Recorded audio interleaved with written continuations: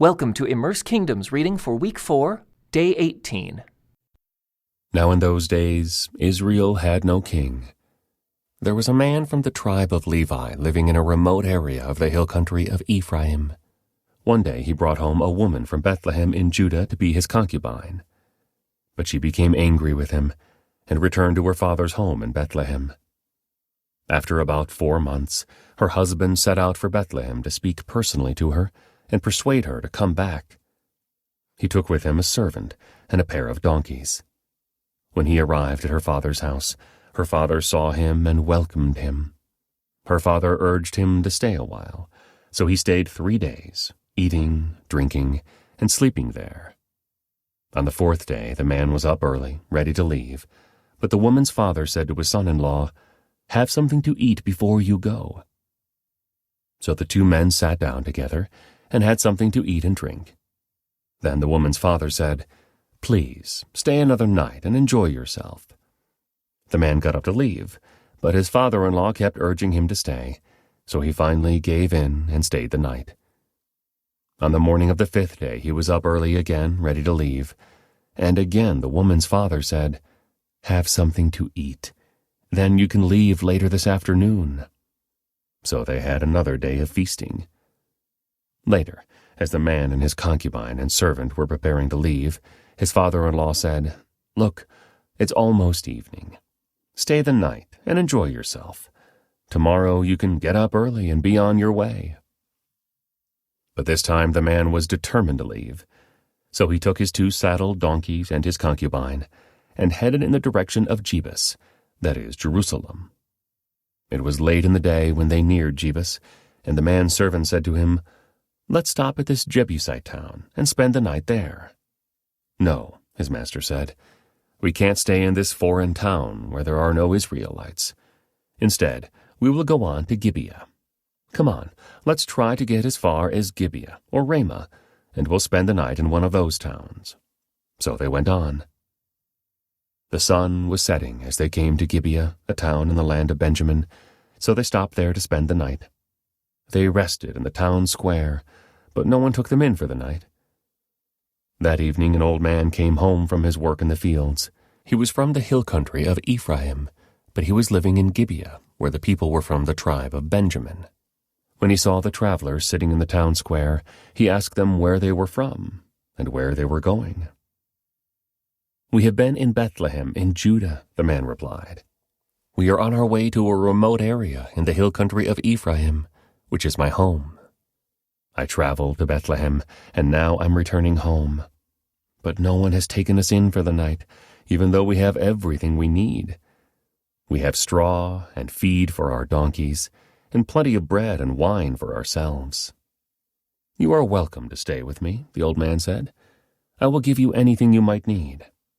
But whatever you do, don't spend the night in the square." So he took them home with him and fed the donkeys. After they washed their feet, they ate and drank together. While they were enjoying themselves, a crowd of troublemakers from the town surrounded the house. They began beating at the door and shouting to the old man, "Bring out the man who is staying with you, so we can have sex with him." The old man stepped outside to talk to them. "No, my brothers, don't do such an evil thing. For this man is a guest in my house, and such a thing would be shameful. Here, take my virgin daughter and this man's concubine. I will bring them out to you, and you can abuse them and do whatever you like. But don't do such a shameful thing to this man." But they wouldn't listen to him. So the Levite took hold of his concubine and pushed her out the door. The men of the town abused her all night, taking turns raping her until morning. Finally, at dawn, they let her go. At daybreak, the woman returned to the house where her husband was staying. She collapsed at the door of the house and lay there until it was light. When her husband opened the door to leave, there lay his concubine with her hands on the threshold. He said, "Get up, let's go." But there was no answer. So he put her body on his donkey and took her home. When he got home, he took a knife and cut his concubine's body into 12 pieces. Then he sent 1 piece to each tribe throughout all the territory of Israel. Everyone who saw it said, Such a horrible crime has not been committed in all the time since Israel left Egypt. Think about it. What are we going to do? Who's going to speak up?" Then all the Israelites were united as one man, from Dan in the north to Beersheba in the south, including those from across the Jordan in the land of Gilead. The entire community assembled in the presence of the Lord at Mizpah. The leaders of all the people and all the tribes of Israel, 400,000 warriors armed with swords, took their positions in the assembly of the people of God. Word soon reached the land of Benjamin that the other tribes had gone up to Mizpah. The Israelites then asked how this terrible crime had happened. The Levite, the husband of the woman who had been murdered, said, "My concubine and I came to spend the night in Gibeah, a town that belongs to the people of Benjamin. That night some of the leading citizens of Gibeah surrounded the house, planning to kill me. And they raped my concubine until she was dead. So I cut her body into 12 pieces and sent the pieces throughout the territory assigned to Israel. For these men have committed a terrible and shameful crime. Now then, all of you, the entire community of Israel, must decide here and now what should be done about this." And all the people rose to their feet in unison and declared, "None of us will return home. No, not even one of us. Instead, this is what we will do to Gibeah. We will draw lots to decide who will attack it. 1/10 of the men from each tribe will be chosen to supply the warriors with food, and the rest of us will take revenge on Gibeah of Benjamin for the shameful thing they have done in Israel." So all the Israelites were completely united, and they gathered together to attack the town. The Israelites sent messengers to the tribe of Benjamin, saying, "What a terrible thing has been done among you! Give up those evil men, those troublemakers from Gibeah, so we can execute them and purge Israel of this evil." But the people of Benjamin would not listen. Instead, they came from their towns and gathered at Gibeah to fight the Israelites. In all, 26,000 of their warriors armed with swords arrived in Gibeah to join the 700 elite troops who lived there. Among Benjamin's elite troops, 700 were left-handed, and each of them could sling a rock and hit a target within a hair's breadth without missing. Israel had 400,000 experienced soldiers armed with swords, not counting Benjamin's warriors. Before the battle, the Israelites went to Bethel and asked God, which tribe should go first to attack the people of Benjamin? The Lord answered, "Judah is to go first." So the Israelites left early the next morning and camped near Gibeah. Then they advanced toward Gibeah to attack the men of Benjamin. But Benjamin's warriors, who were defending the town, came out and killed 22,000 Israelites on the battlefield that day. But the Israelites encouraged each other and took their positions again at the same place they had fought the previous day. For they had gone up to Bethel and wept in the presence of the Lord until evening. They had asked the Lord, "Should we fight against our relatives from Benjamin again?"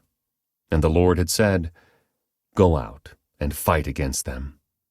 So the next day they went out again to fight against the men of Benjamin. But the men of Benjamin killed another 18,000 Israelites, all of whom were experienced with the sword.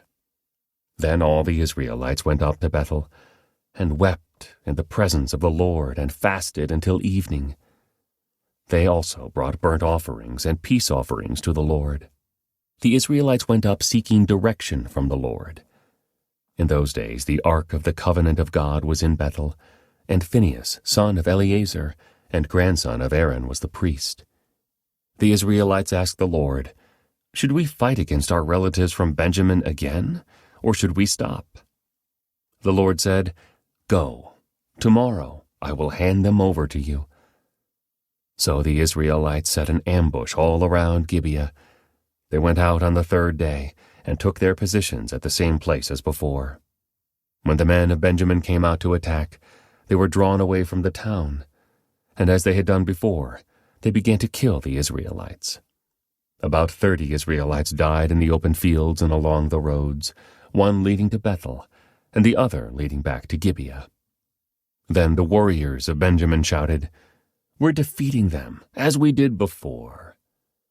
But the Israelites had planned in advance to run away, so that the men of Benjamin would chase them along the roads and be drawn away from the town. When the main group of Israelite warriors reached Baal Tamar, they turned and took up their positions. Meanwhile, the Israelites hiding in ambush to the west of Gibeah jumped up to fight. There were 10,000 elite Israelite troops who advanced against Gibeah. The fighting was so heavy that Benjamin didn't realize the impending disaster. So the Lord helped Israel defeat Benjamin, and that day the Israelites killed 25,100 of Benjamin's warriors, all of whom were experienced swordsmen. Then the men of Benjamin saw that they were beaten. The Israelites had retreated from Benjamin's warriors in order to give those hiding in ambush more room to maneuver against Gibeah. Then those who were hiding rushed in from all sides and killed everyone in the town. They had arranged to send up a large cloud of smoke from the town as a signal. When the Israelites saw the smoke, they turned and attacked Benjamin's warriors. By that time, Benjamin's warriors had killed about 30 Israelites, and they shouted, "We're defeating them, as we did in the first battle."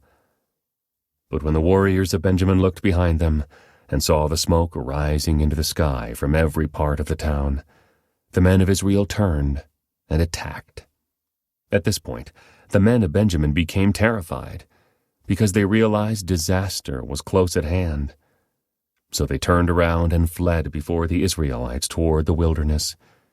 But they couldn't escape the battle, and the people who came out of the nearby towns were also killed. The Israelites surrounded the men of Benjamin and chased them relentlessly, finally overtaking them east of Gibeah. That day, 18,000 of Benjamin's strongest warriors died in battle. The survivors fled into the wilderness toward the rock of Rimmon, but Israel killed 5,000 of them along the road. They continued the chase until they had killed another 2,000 near Gidom. So that day, the tribe of Benjamin lost 25,000 strong warriors armed with swords, leaving only 600 men who escaped to the rock of Rimmon, where they lived for 4 months. And the Israelites returned and slaughtered every living thing in all the towns, the people, the livestock, and everything they found. They also burned down all the towns they came to. The Israelites had vowed at Mizpah, "We will never give our daughters in marriage to a man from the tribe of Benjamin." Now the people went to Bethel and sat in the presence of God until evening, weeping loudly and bitterly.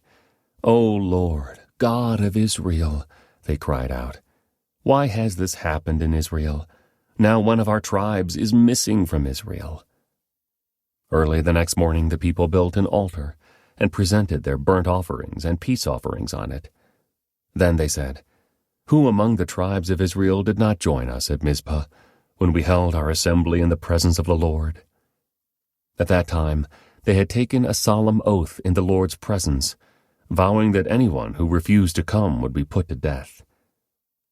The Israelites felt sorry for their brother Benjamin and said, "Today, one of the tribes of Israel has been cut off. How can we find wives for the few who remain, since we have sworn by the Lord not to give them our daughters in marriage?" So they asked, "Who among the tribes of Israel did not join us at Mizpah when we assembled in the presence of the Lord?" And they discovered that no one from Jabesh-Gilead had attended the assembly. For after they counted all the people, no one from Jabesh-Gilead was present. So the assembly sent 12,000 of their best warriors to Jabesh-Gilead with orders to kill everyone there, including women and children. "This is what you are to do," they said.